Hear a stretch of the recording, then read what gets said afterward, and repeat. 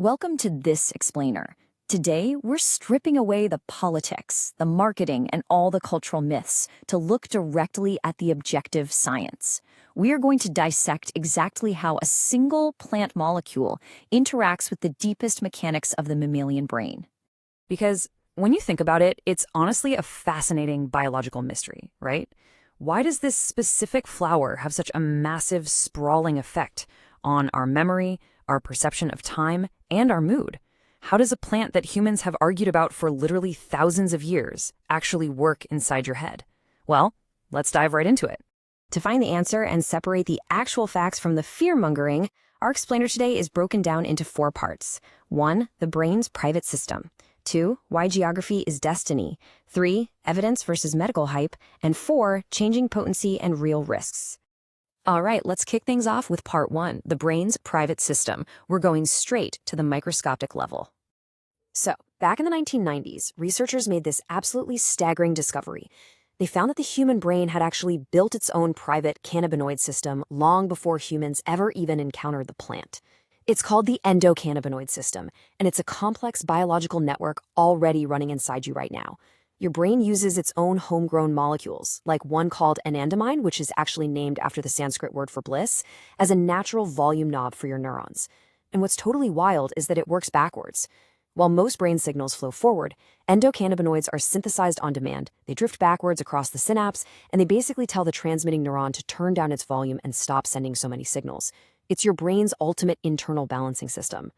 Normally, your brain's own anandamide works as a super precise, self-limiting dimmer switch. Think of it like a single drop from a pipette. It's brief, it's incredibly local, and it's exactly what the brain needs in that specific microsecond. But THC acts like a blunt instrument.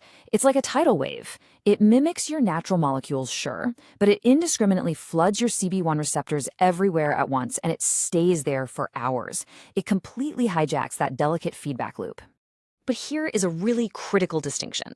You might be wondering, why doesn't THC just completely overwhelm the system and shut everything down? It's because it's what pharmacologists call a partial agonist. This means it only nudges our CB1 receptors part way. It doesn't slam them to their absolute maximum effect like a full agonist would. And this unique nudging characteristic perfectly explains THC's relatively forgiving safety profile and why it has a ceiling effect on the user. Which brings us nicely to part 2, why geography is destiny. If THC floods the brain, where exactly are these CB1 receptors located?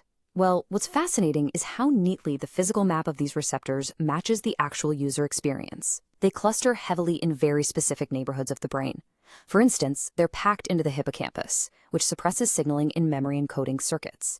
That gives you that classic misplaced keys, lost train of thought experience. They're heavy in the basal ganglia and cerebellum, which affects your movement. And they completely blanket the cortex, dramatically distorting our perception of time and slowing down our mental processing.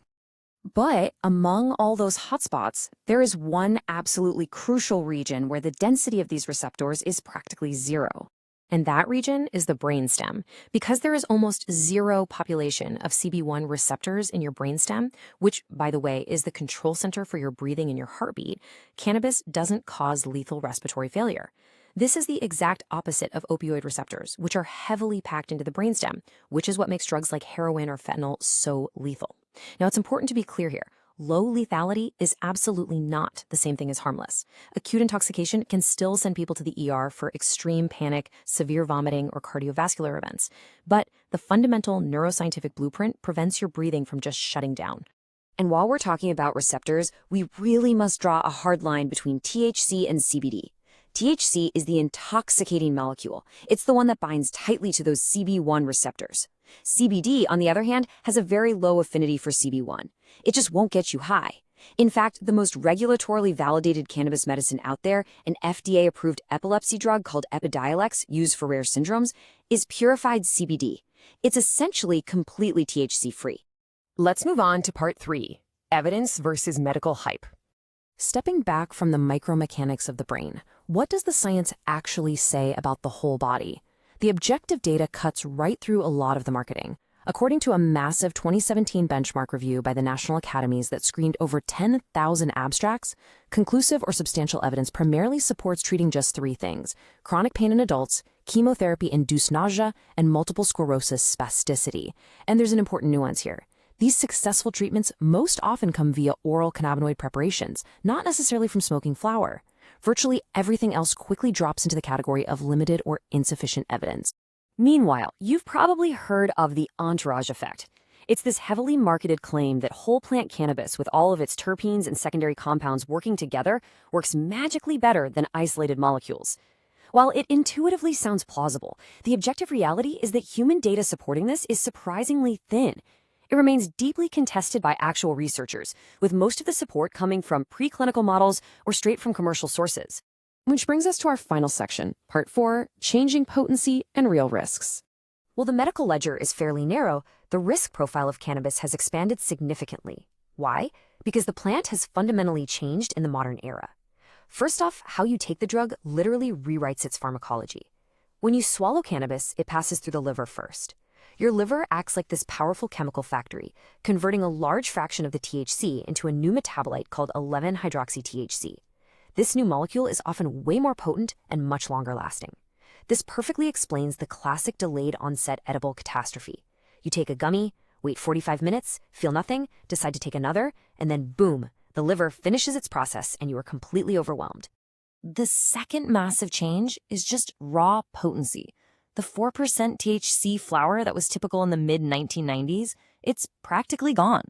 By 2025, typical legal flower was averaging around 25% THC, and modern concentrates, like waxes and vape oils, are heading up to 80 or 90%. The plant a user might have casually smoked in the 1970s effectively no longer exists on legal shelves today.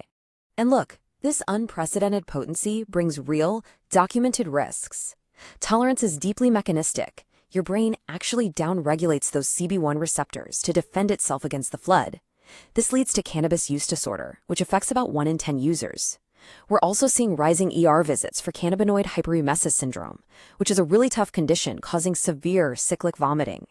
And crucially, we're seeing lasting deficits and accelerated cortical thinning in adolescent brains, right when their endocannabinoid system is supposed to be carefully orchestrating their neural wiring. This brings us to the highly debated topic of schizophrenia. Objective science shows that high-potency cannabis is a component cause. Now, what does that actually mean? It means it isn't the sole trigger, and it's neither necessary nor sufficient to cause schizophrenia all on its own. But the association is robust. In genetically susceptible people, high-potency use can absolutely precipitate or accelerate the onset of psychosis. It's one contributing factor among several, but make no mistake, the risk is very real. And all of this scientific reality is playing out against a rapidly shifting legal landscape. Following a late 2025 executive order, in April 2026, the DEA historically downgraded FDA-approved and state-licensed medical cannabis to Schedule 3. However, wider federal hearings on rescheduling marijuana entirely remain totally unresolved through mid-2026. So we're left with this complex patchwork of state laws sitting on top of constantly shifting federal ground.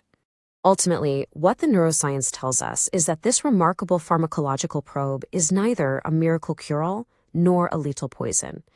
The science doesn't take sides. It doesn't have an agenda. It is entirely specific.